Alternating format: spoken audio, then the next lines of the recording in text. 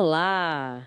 Hoje a gente vai mergulhar em uns trechos de um material chamado O Caminho para a Perfeição Divina. Ui, pois é. A ideia é explorar como ele aborda essa busca pela perfeição, né? Mas por uma lente bem espiritual. Exato. A base são versículos da Bíblia e algumas interpretações sobre o tema. A gente quer entender o que esses textos sugerem sobre essa jornada e, claro, o papel da fé nisso tudo. Vamos lá. Ok, para começar a desembrulhar isso, Hum, uma ideia que salta aos olhos é que a perfeição não é apresentada só como um alvo distante, inalcançável, sabe? Não mesmo. Parece que é algo para que o divino, ele mesmo capacita a pessoa. Tem até uma citação direta, né? Se o Eterno nos pede, é porque ele nos capacita para a tarefa. Isso já dá uma outra cara para a coisa, né? Não é só um peso nas nossas costas. Com certeza. Tira aquele peso de tenho que fazer tudo sozinho. E isso é reforçado com os versículos bem conhecidos que o material cita como mandamentos mesmo. Tipo, Devarim 18.13. Que é Deuteronômio. Isso, Deuteronômio. Diz: Perfeito serás como o Adonai teu Deus. Adonai, um nome para Deus. Aham. E também Mateus 5,48. Sede vós, pois, perfeitos como é perfeito o vosso Pai Celeste. É bem direto, né? Vem direto. E o interessante é como o texto amarra esse chamado com a própria natureza do caminho de Deus e a sua palavra. Como assim? Ele cita 2 Samuel 22:31. O caminho de Deus é perfeito, e a palavra do Adonai refinada, escudo de todos os que nele confiam. Ah, então, a perfeição do caminho e a palavra refinada? Exato. Sugere que essa perfeição, ou o caminho até ela, está muito ligado a confiar. Confiar nesse caminho que já existe e na palavra como um guia, uma proteção. Não é algo que a gente inventa do zero. Entendi. E aí fica bem interessante, porque o texto deixa claro que não é perfeição tipo mágica. Não é acordar perfeito amanhã. Não, nada disso. É um processo. O material usa uma imagem legal de avançar o degrau por dia. Um passo de cada vez. Isso. E fala também que precisa andar no espírito. Para quê? Para produzir frutos. E compara esses frutos lá em Provérbios 8:19 a algo mais valioso que ouro refinado. Uau! Isso implica um esforço constante, né? Uma caminhada diária mesmo. Sem dúvida. É uma jornada.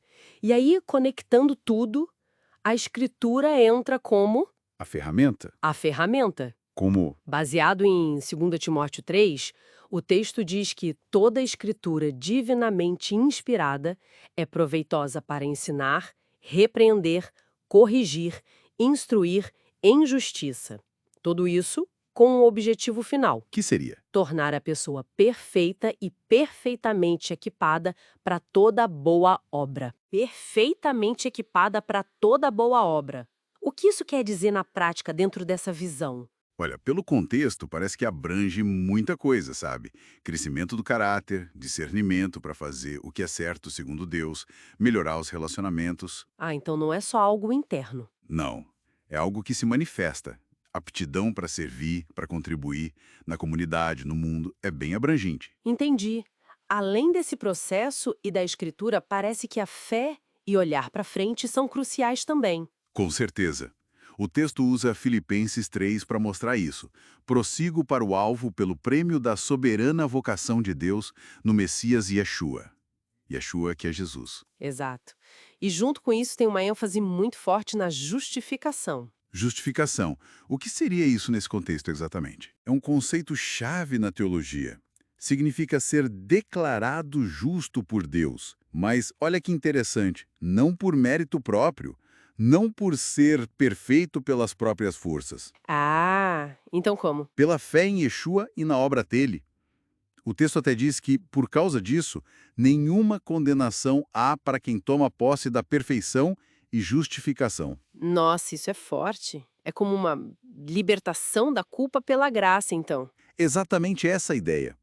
Uma aceitação divina que não depende da nossa performance perfeita. Puxa, mas aí vem a pergunta inevitável, né? E as falhas? Todo mundo erra, tropeça. Como o material lida com isso? É uma ótima pergunta. E o texto não foge dela, não. Ele aborda diretamente. E o que ele diz? Ele traz uma mensagem de esperança, de restauração. Diz algo como: mesmo tropeçando, não ficaremos caídos. Ele nos levanta com sua mão direita para novos recomeços. Ah, que bom. Isso reforça a ideia de jornada, né? Totalmente. Não é sobre ser impecável, mas sobre continuar. É uma jornada de fé, de arrependimento quando necessário e de superação. E o ponto central é que a ajuda divina está sempre ali para levantar, para restaurar. Então a falha não é o fim da linha. De jeito nenhum. É vista mais como uma chance de experimentar graça, o perdão e recomeçar com a ajuda dele. Ok, então resumindo um pouco o que a gente viu. Essa busca pela perfeição é um chamado de Deus, não é opcional. É um caminho, passo a passo. Degrau a degrau. Isso, capacitado pela fé e guiado pela Escritura. E o foco não é em nunca errar, mas em continuar, em prosseguir para o alvo. Aham. Confiando na justificação que vem por Yeshua e nesse apoio divino que levanta a gente depois das quedas. Faz sentido? Faz todo sentido. Acho que a perspectiva principal aqui é quase que redefinir o que é perfeição.